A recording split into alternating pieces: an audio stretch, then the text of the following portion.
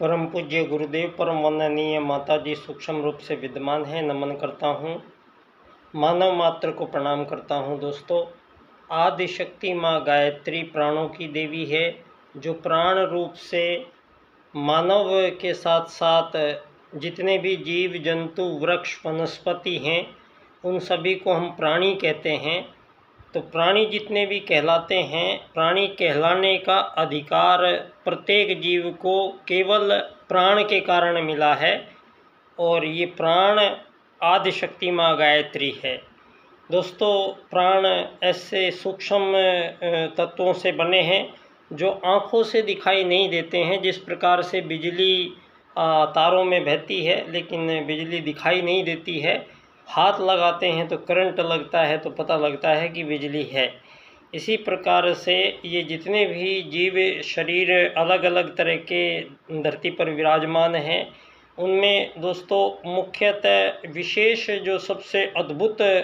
शरीर बनाया है सत्ता परमात्मा ने, वैसे तो यहाँ देखेंगे तो प्रत्येक जीव में अपनी एक अभिन्न अद्वितीय अक्षमता प्रत्येक जीव शरीर में है।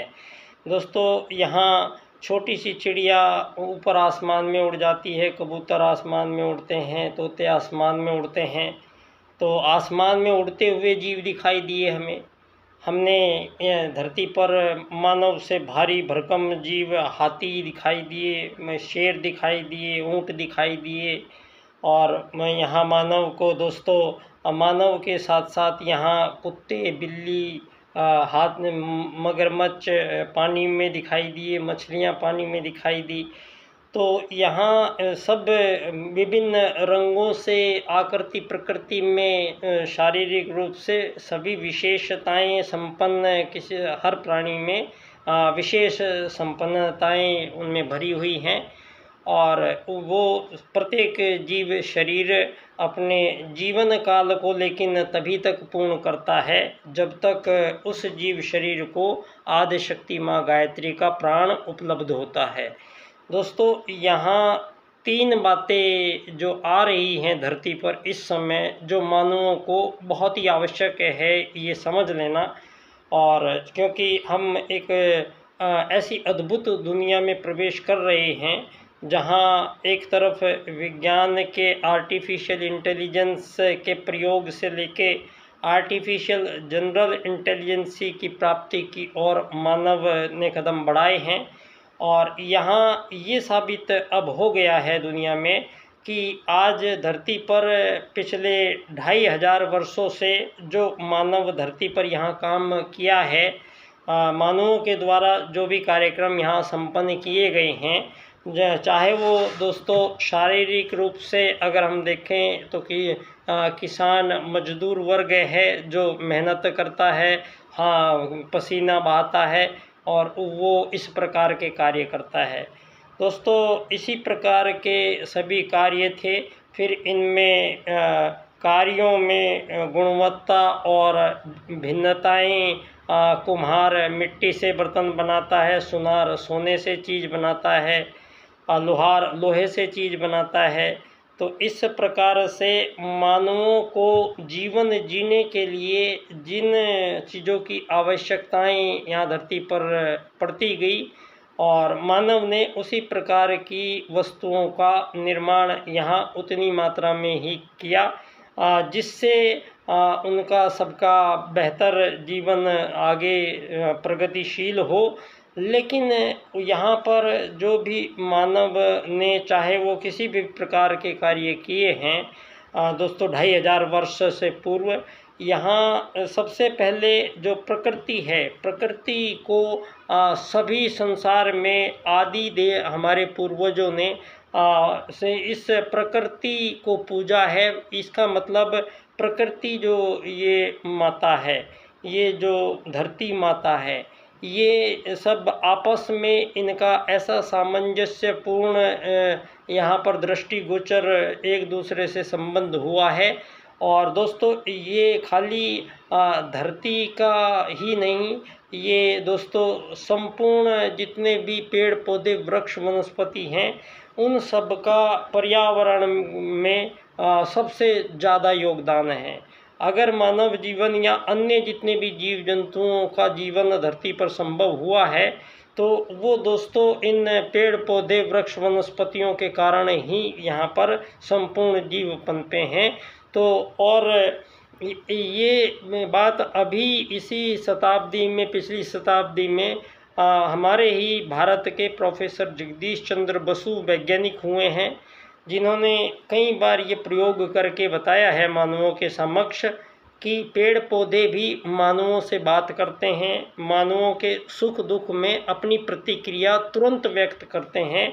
और इतनी तीव्र गति से व्यक्त करते हैं कि हजारों मील घटने वाली घटना उसी क्षण हजारों मील उस पेड़ पौधे को पता लगता है और वो अपनी प्रतिक्रिया व्यक्त करता है। इसका मापन प्रोफेसर जगदीश चंद्र बसु जी ने कई बार करके विश्व के सम्मुख ये दिखाया है। यहाँ पर दोस्तों दो विचार बन जाते हैं। यहाँ मानव जो अब 2500 वर्षों में जो भी मानवों के विषय में जानकारियाँ प्राप्त हुई हैं इन लोगों को, और जो इन 2500 वर्षों में मानव से संबंधित जितनी भी ज्ञान विज्ञान आज तक प्रस्तुत हुआ है और मानव के जितने भी क्षेत्र हैं उन सभी क्षेत्रों का इन 2500 वर्षों में जो धरती पर आज जिनका प्रचलन है वो सारी दुनिया में दोस्तों ये सोचने का, मूल्यांकन करने का भी समय है। और यहाँ पर दोस्तों जो चीज़ होने वाली है वही चीज़ करने में लाभ है, और जो चीज़ हो ही नहीं सकती है उस चीज़ को करते रहने का हजारों साल तक प्रयास यहाँ अंततः निरर्थक ही साबित होगा। और आज सारी दुनिया में मानवों के बीच में जो परिस्थिति आज दिख रही है वो आप आज़ाद देशों के रूप में बटी हुई 8 अरब लोगों की ये सारी जनसंख्या, जितने भी मानव धरती पर निवास कर रहे हैं दोस्तों, इस सारी मानव जनसंख्या को एक ऐसे कृत्रिम विषय वस्तु का उपयोग यहाँ पर इन 20वीं शताब्दी में प्रारंभ हुआ है, जो इससे पूर्व यहाँ पर जो हमारी हजारों साल पहले की जो दुनिया में सनातन सभ्यता संस्कृति है, उस सनातन सभ्यता संस्कृति में यहाँ मानवों के बीच किसी भी प्रकार का विभेद नहीं किया गया था दोस्तों। यहाँ पर जो वेद धरती पर सबसे प्राचीनतम ग्रंथ हैं, उपलब्ध ग्रंथ हैं, जो ये साबित करते हैं कि दुनिया में और जितने भी धरती पर आज ज्ञान विज्ञान की जितनी भी धाराएं मानव प्राप्त कर रहा है या कर चुका है, उन सब का जुड़ाव, उन सब का सूत्र वेदों में आज से हजारों वर्ष पूर्व जब यहाँ पर वेद जो मानव आए हैं उन मानवों ने उन वेदों को महर्षि वेद व्यास के माध्यम से, वेद परावाणी के माध्यम से परमात्मा के वो कायदे कानून और वो सारे नियम जिनसे सारे चराचर जगत में संपूर्ण जीवों को पैदा किया गया है, जिनको संपूर्ण जीवों को उनके जीवन का लक्ष्य बताया गया है और संपूर्ण जीवों को अपने जीवन काल के कार्यों का विभाजन और पूर्णतः प्राकृतिक रूप से सामंजस्यपूर्ण परिस्थितियों को प्राप्त करता रहे, इस प्रकार के कार्यों का विभाजन और प्रत्येक जीव के आहार का विभाजन विशेष तौर से यहाँ पर किया गया है। और इस बात को दोस्तों पंडित दीनदयाल उपाध्याय जी राजनीतिक क्षेत्र के व्यक्ति हुए हैं और राजनीति के में पंडित दीनदयाल उपाध्याय जी ने कहा 2 प्रश्न उन्होंने बताए हैं, 2 प्रश्न उन्होंने किए हैं। सबसे पहले मानव को जो राजनीति आज दुनिया में हो रही है वो आप इसको, जिसको लोकतंत्र कहा जा रहा है, वस्तुतः ये लोकतंत्र पूंजीवाद से संचालित है और लोकतंत्र से पहले जितने भी मार्क्सवाद आए हैं, लेनिनवाद आए हैं, आर्थिक वैश्वीकरणवाद आए हैं, नाजीवाद आए हैं, समाजवाद आए हैं, यहाँ जितने भी वाद आए हैं वो सब धन की बंटवारे से संबंधित यहाँ पर विचार प्रस्तुत किए गए हैं धरती पर। और ये धन संबंधी जो विचार है, ये दोस्तों 2500 साल से पहले इनका कोई अस्तित्व यहाँ धरती पर मौजूद नहीं था। इसी बात को धरती पर पहली बार कोई राजनेता राजनीति के माध्यम से प्रस्तुत करता है, और वो परम पूज्य गुरुदेव के प्रथम शिष्य पंडित दीनदयाल उपाध्याय जी, जिन्होंने विश्व राजनीति में 4 राजनीतिक सूत्र उन्होंने विश्व को प्रदान किए हैं, जिनमें सबसे प्रमुख जो सूत्र है वो है एकात्म मानववाद का राजनीतिक सिद्धांत। दोस्तों, पंडित दीनदयाल उपाध्याय जी यहाँ धरती पर जो भी राजनीति करते हैं, वो सबसे पहले मानव को एक शरीर नहीं मान रहे हैं। ये धरती पर पहली बार हुआ है कि राजनैतिक रूप से मानव को एक शरीर नहीं मान रहे हैं दीनदयाल उपाध्याय जी, और धरती पर सभी मानवों को केवल एक आत्मा मानते हैं। और धरती पर जितने भी आज, पहली बात तो यहाँ पर ये निराकरण सबका करना आवश्यक हो गया है कि आज जो आपको दिखाई दे रहा है कि सारी दुनिया में ये जो आज़ाद देशों के रूप में नई नई सीमा रेखाएं खींच के, कृत्रिम सीमा रेखाएं खींच के और लोगों के झुंडों को उसमें बसा दिया गया है, और ऐसे ऐसे कर करके धरती के टुकड़े कर करके, और ये जो आज़ाद देशों के नाम से दुनिया को बसाया गया है धरती पर, ये दोस्तों हमारे वैदिक सूत्र जिनसे संपूर्ण जीव आज तक जी रहे हैं, और मानवों को भी धरती पर आगमन इन्हीं 2 सूत्रों के कारण हुआ है। वो 2 वैदिक सूत्र हैं, आत्मत सर्वभूतेषु और वसुधैव कुटुंबकम। दोस्तों, आत्मत सर्वभूतेषु के सिद्धांत को चींटी, तोता, हाथी, कबूतर, शेर, मोर, बंदर, बकरी, घोड़ा, सब के सब जितने जीव हैं, सब आपने देखा है सारे के सारे झुंड में रहते हैं। चाहे वो छोटा जीव है, चाहे वो बड़ा जीव है, सभी झुंड में रहते हैं। तो ये झुंड में रहने की जो प्रेरणा है, ये प्रत्येक जीव में प्रदान की गई है परमात्मा द्वारा। यही आत्मत सर्वभूतेषु का सूत्र संपूर्ण जीवों को प्रकटतः दिखाई देता है। एक ही प्रजाति के जितने भी एक ही प्रजाति के जीवों में आपस में किसी भी प्रकार की आज़ादी या गुलामी का प्रश्न पैदा ही नहीं होता है। एक ही प्रजाति के जीवों में आपस में उनका किसी भी प्रकार की भिन्नता, विभिन्नता, विभेद उनमें स्वीकार नहीं किया जाता है। इसीलिए धरती पर सभी जीव प्रजातियां अपना अपना अस्तित्व सुरक्षित रखे हुए उन्हीं सार्वभौमिक नियमों को मानती हुई मधुमक्खी की छत्ते में हजारों मक्खियां एक मधुमक्खी की, रानी मक्खी के इशारे से करोड़ों साल पहले से वो मक्खियाँ अपना अस्तित्व आज तक सुरक्षित उसी राजनीति से बनाए हुए हैं। उनको किसी प्रकार में किसी भी जीव में कोई त्रुटि नहीं आई है। इस बात को धरती पर पहली बार कोई राजनीतिक रूप से प्रस्तुत करता है पंडित दीनदयाल उपाध्याय जी, और अर्थायाम का राजनीतिक सूत्र प्रस्तुत करते हुए कहते हैं कि मानवों के बीच में ऐसी राजनीति होनी चाहिए, जीवन में संपूर्ण जीवन काल में कोई भी मानव धरती पर अपना जीवन काल में एक बार भी ये कभी ना कहे कि उसको धन की कमी हो गई है, मुझे धन की कमी हो गई इसलिए मैं ये काम नहीं कर पाया।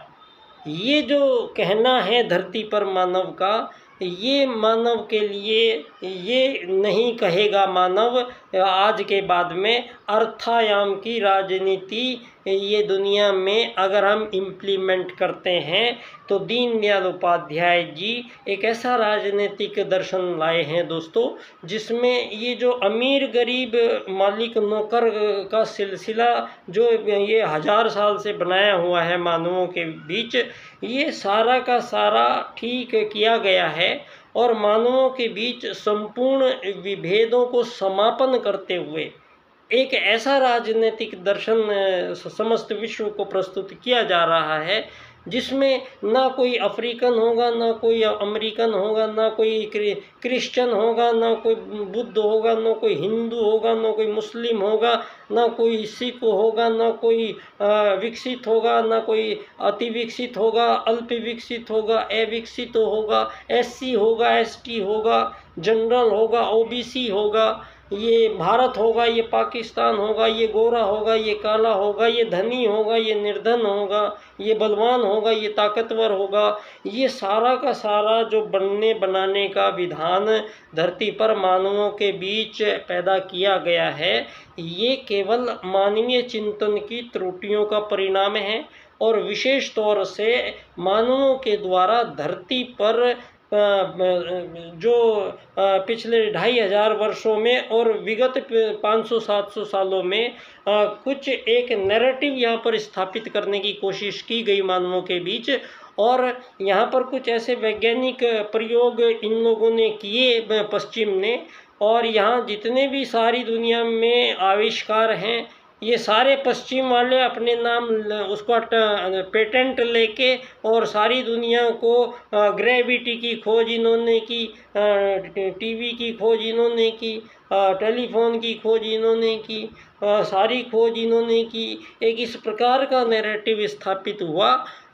इसी को जब ये नैरेटिव बनाने से पहले दोस्तों यहाँ पूंजीवाद जो चीज़ है जिसको भारत में सारे लोग कोसते हैं आज तक, पूंजीवाद मुर्दाबाद, पूंजीवाद मुर्दाबाद, यहाँ पर बहुत लोग मैंने सुने हैं अपने जीवन में। और मैंने कई ऐसे ट्रेड वर्कर्स देखे, यूनियन देखी, हर शहर भारत में हर जगह हर गांव में इस प्रकार का ये नैरेटिव मैंने देखा है। और यहाँ पूंजीवाद का विरोध भी लोग करते बहुत देखे गए हैं, लेकिन यहाँ पर आज तक कोई भी एक व्यक्ति ऐसा नहीं आया दुनिया में जो पूंजीवाद का पैरेलल आप क्या यूज़ करेंगे उस पर कोई चिंतन, कोई विचार धरती पर आज तक नहीं हुआ था दोस्तों। ये चिंतन उसी युग परिवर्तन के अंतर्गत आने वाली प्रक्रिया का ही हिस्सा है कि धरती पर जब परम पूज्य गुरुदेव सतयुग में वापसी करा रहे हैं दोस्तों, तो सतयुग में ये मानव जो आज ये चल रही है, ये सारा कुछ जो विधान है ये सारा का सारा बदला जाना है। और इसमें हमारा परम पूज्य गुरुदेव के निर्देशन में वसुधैव कुटुंबकम के सूत्रों को लिया गया है और उसका नाम भी रख दिया गया है अखिल विश्व गायत्री परिवार। संपूर्ण संसार के संपूर्ण प्राणियों का परिवार बनेगा धरती, और इस धरती पर ये परम पूज्य गुरुदेव ने अपना आकार बता दिया है दुनिया को। तो धरती एक संपूर्ण प्राणियों का एक संपूर्ण परिवार कहलाएगा। और ये जो आज़ादी गुलामी के फेर हुए हैं धरती पर, इन सब को निरस्त किया जाना है। ये कार्य गायत्री परिवार कभी राजनीति में हस्तक्षेप नहीं करता है। इसी के लिए परम पूज्य गुरुदेव के ही प्रथम शिष्य पंडित दीनदयाल उपाध्याय जी, जिन्होंने अखंड दीपक को साक्षी रखते हुए उत्तर प्रदेश में जन संघ पार्टी की स्थापना की थी, और एक महीने बाद में उसी राजनीतिक पार्टी को अखिल भारतीय स्तर की पार्टी बनाया और डॉक्टर श्यामा प्रसाद मुखर्जी को उसका अध्यक्ष बनाया गया। और दीनदयाल उपाध्याय जी 18 साल तक महामंत्री बने रहे, और जब अंत में समय आया उनका तो उनको अध्यक्ष बनाया गया। और अध्यक्ष बनने के 1 साल के अंदर ही उनकी हत्या कर दी गई, लेकिन उनकी हत्या करने से पूर्व वो गुरुजी के शिष्य थे, वो अपना काम पूरा करके गए। तो आज वो काम क्या है दीनदयाल उपाध्याय जी का, जो यहाँ में दोस्तों पिछले 25 साल से पंडित दीनदयाल उपाध्याय जी की जन्मस्थली धानक्या स्टेशन जयपुर राजस्थान में मुझे परम पूज्य गुरुदेव ने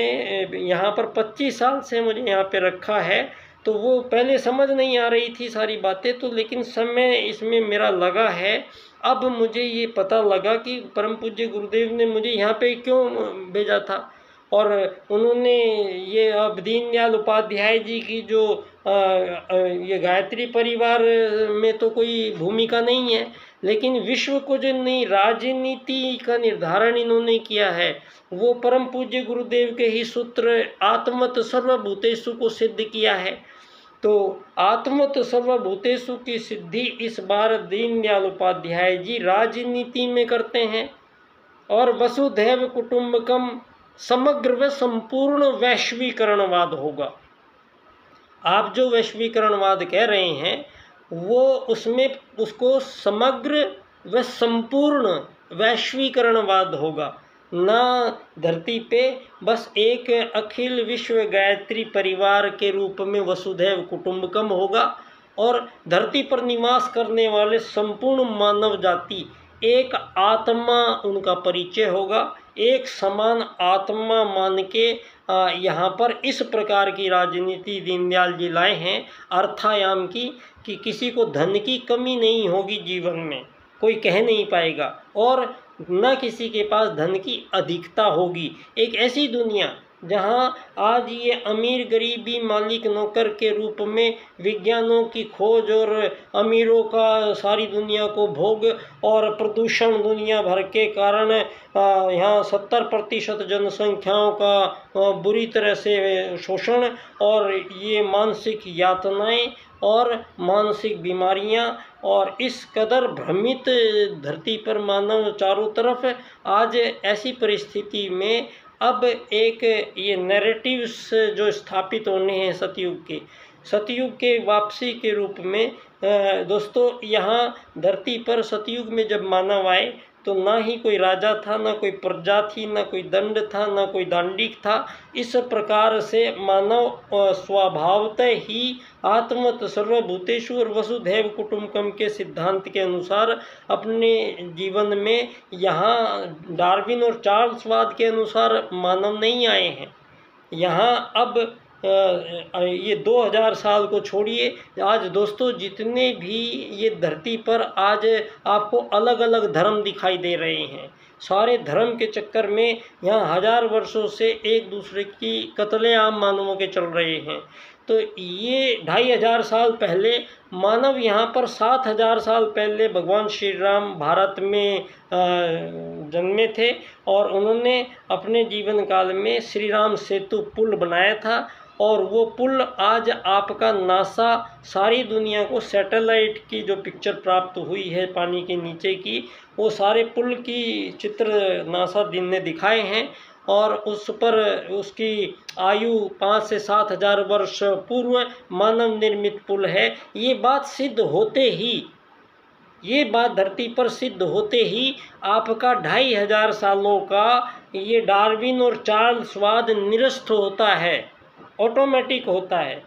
लेकिन अब मेरा ये जो निवेदन है कि अब ये जो अभी भी मानवों को ये पढ़ाया जा रहा है, इस पर अब तुरंत एक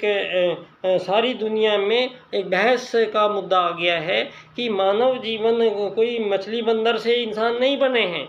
यहाँ सतयुग में मानव आए हैं, 1000 वर्ष की आयु लेके आए हैं, और जो हमारे आदि पूर्वज आए हैं वो बहुत बड़े वैज्ञानिक आए हैं, और उन्होंने यहाँ बड़े बड़े शोधें की है जीवन भर, और उन्होंने एक विशेष प्रकार का आविष्कार प्रथम आगमन काल में ही किया था, जो यज्ञ विज्ञान कहलाया। यज्ञ विज्ञान के माध्यम से स्थूल सूक्ष्म और कारण संपूर्ण ब्रह्मांड से संपर्क सूत्र स्थापित करना, संपूर्ण ब्रह्मांडीय ऊर्जाओं को का उपयोग करना, और संपूर्ण ब्रह्मांडीय ऊर्जाओं में हेर फेर करने तक की सामर्थ्य पैदा करना, और इस प्रकार से इस इतने प्रकार के यज्ञों का स्वरूप अनंत प्रकार के यज्ञों का आविष्कार उन प्रथम हमारे आदि पूर्वजों ने यहाँ धरती पर भारत में किया है। धरती पर ये सिद्ध हो गया है, जो धरती पर पहले मानव आया है वो उत्तराखंड क्षेत्र के नीचे के भाग में आया है। और प्रथम मानव का जो परिवार बन के जब वो बड़ा हुआ, उस प्रथम परिवार को आर्यों का परिवार कहा गया है। और वो आर्यों का इसलिए क्योंकि उन्होंने यज्ञ विज्ञान का आविष्कार प्रथम आगमन काल में ही कर लिया था। और संपूर्ण ब्रह्मांड से संपर्क स्थापित करने की इतनी अत्यधिक ऊर्जाओं से ओतप्रोत वो हमारे आदि पूर्वज थे। और ये भी अब साबित हो गया है, जितनी भी पुरातत्ववेताओं के द्वारा आधुनिक शोधें हमें बता रही हैं, तो यहाँ जो देश अभी 2000 सालों में अस्तित्व में आए हैं, उन देशों में जहाँ जहाँ भी खुदाइयाँ हुई हैं, तो वहाँ से जो भी खुदाइयों में प्राप्त हो रहा है वो हमारे सनातन भारत के अग्नि देवता, सूर्य देवता, चंद्रमा देवता, इन सभी देवी देवताओं की आकृतियाँ, चित्र, शिवलिंग और भगवान शंकर के अन्य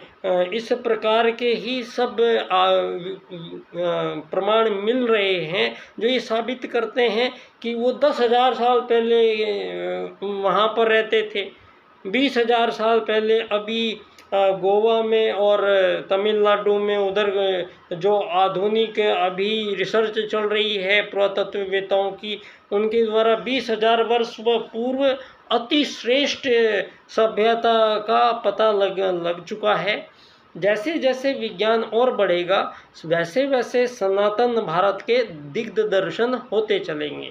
और ये वो काल है जब स्वयं महाकाल हमारे बीच पधारे हैं। और प्रज्ञा अवतार के रूप में दोस्तों, कल्कि अवतार के रूप में परम पूज्य गुरुदेव सारे धरती के जितने भी ऐसे विचार बने हैं, बोले गए हैं धरती पर, जो मानवों के लिए अनुकूल नहीं हैं, उन संपूर्ण विचारों को मानवीय चिंतन क्षेत्र से बुहारने का काम, चाहे वो स्थूल रूप से आप यज्ञों के साथ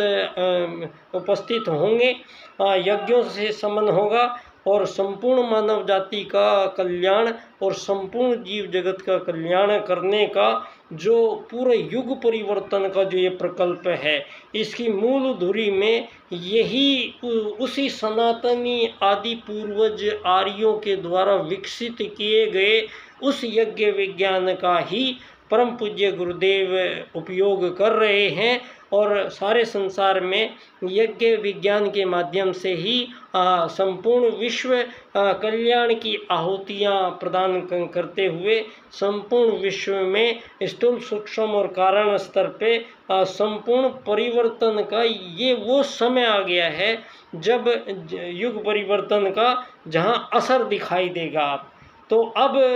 ये तय होने की बारी आ गई है कि धरती पर मानव आखिर यहाँ पर जो काम कर रहे हैं, धरती खरीद रहे हैं, धरती बेच रहे हैं, धरती खरीदने बेचने के लिए मानव के पास समय नहीं है। मूल रूप से एकात्म मानववाद का सिद्धांत या आत्मत सर्वभूतेषु का सूत्र ये कहता है कि मानव धरती पर केवल एक यात्री की हैसियत से आया है। तो यहाँ पर आए हुए संपूर्ण जो जिंदा प्राणी हैं, वो धरती पर केवल एक यात्री, एक मेहमान का ही अपना टैग लेके आए हैं। इस धरती को कोई खरीद के अपने नाम लिखने की किसी में गुंजाइश नहीं है। तो जो काम हो ही नहीं सकते, वो काम करने के लिए यहाँ सारी जिंदगी खर्च करके 100 गज धरती अपने नाम करके 100 गज उस पर मकान बनाने के लिए मानव जीवन की आहुति धरती पर आज मानव का बहुत उन्नति और प्रगति मानी जाएगी। दोस्तों, आज सब बातों पर पुनर्विचार करने का ये समय चल रहा है और इसमें राजनीतिक रूप से 4 सूत्र दीनदयाल उपाध्याय जी ने प्रस्तुत किए हैं। इन 4 सूत्रों की व्याख्या हम इस क्रम विशेष से करेंगे। आर्थिक लोकतंत्र द्वारा अर्थायाम आधारित एकात्म मानववाद की राजनीति की विश्व में स्थापना जब हम करते हैं तो विश्व को अंत्योदय की प्राप्ति होगी। बहुत बहुत धन्यवाद। बच्चा डॉक्टर बाल्यकाल सेवा संस्थान पंडित दीनदयाल उपाध्याय जी की जन्मस्थली धानक्या स्टेशन जयपुर राजस्थान से। दो विशेष बातें दोस्तों, 25 सितंबर को पंडित दीनदयाल उपाध्याय जी का जन्म दिवस है और हम संस्थान के माध्यम से वहाँ पिछले 20 वर्षों से प्रातःकाल गायत्री मंत्र का जाप, और इस बार हम गायत्री महायज्ञ भी आयोजित करेंगे। और एक बहुत ही वहाँ पर पिछले 20 साल से एक व्याख्यान माला का आयोजन होता है, दीनदयाल व्याख्यान माला का आयोजन हम करते हैं। और मेरा विषय है व्याख्यान का एकात्म मानववाद एवं समग्र व संपूर्ण वैश्वीकरणवाद, टोटल एंड कंप्लीट ग्लोबलाइजेशन। ये जब हम करते हैं तो इसको पंडित दीनदयाल उपाध्याय जी के सूत्रों में अगर हम इस बात को बोलें तो उनके ये 4 सूत्र इस क्रम से लगेंगे। आर्थिक लोकतंत्र द्वारा अर्थायाम आधारित एकात्म मानववाद की स्थापना से अंत्योदय की प्राप्ति हम करेंगे, तो एकात्म मानववाद से समग्र व संपूर्ण वैश्वीकरणवाद ही होगा। तो मेरे विषय पर तीसरा हम इसको कह सकते हैं आत्मत सर्वभूतेषु और वसुधैव कुटुंबकम का मिलान होगा इस बार। तो युग परिवर्तन का क्षेत्र है। तो परम पूज्य गुरुदेव के हम पे असीम अनुकंपा बरसते चली जा रही है, महसूस होता चला जा रहा है, और पूर्ण विश्वास के साथ और आप लोगों के सम्मुख वो चीज़ें अब प्रकट तह तौर पर आप सब लोगों के सम्मुख प्रस्तुत होंगी। बहुत बहुत धन्यवाद। बच्चा डॉक्टर।